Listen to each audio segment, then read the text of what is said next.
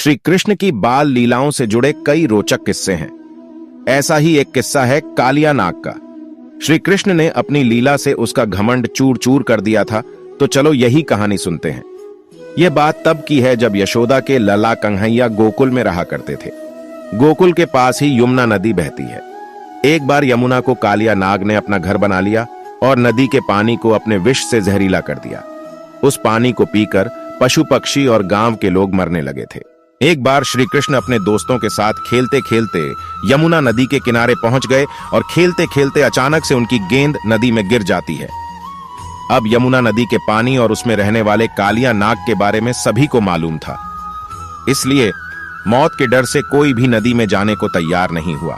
तब श्री कृष्ण ने कहा कि मैं गेंद लेकर आता हूं। सभी बच्चों ने उन्हें नदी में जाने से रोका, लेकिन वह नहीं माने और नदी में छलांग लगा दी।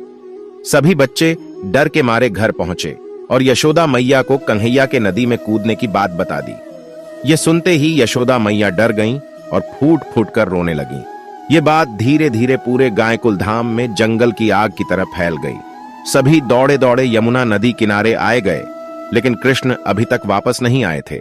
वहीं नदी में कृष्ण को देखकर कालिया नाग की पत्नियों ने उन्हें वापस जाने को कहा, लेकिन कृष्ण नहीं माने और तभी कालिया नाग जाग गया।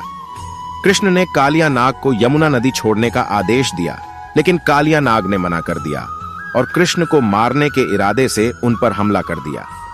कृष्ण और कालिया नाग की जोरदार लड़ाई हुई। कुछ समय के बाद कालिया नाग हार गया और कृष्ण उसके फन पर नाचने लगे। कालिया नाग थकने के बाद कृष्ण से अपने प्राण बचाने के लिए प्रार्थना करने लगा। तब कृष्ण ने उसे अपने स्थान पर वापस जाने को कहा। कालिया ने कहा कि वहां पर गरुड़ मुझे मार डालेगा, मैं वहां कैसे जाऊं?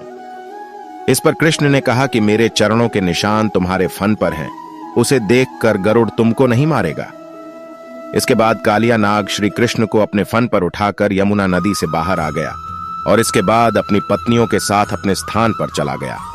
कृष्ण को सही सलामत वापस पाकर सभी बहुत खुश हुए और गोकुल में उत्सव मनाया गया।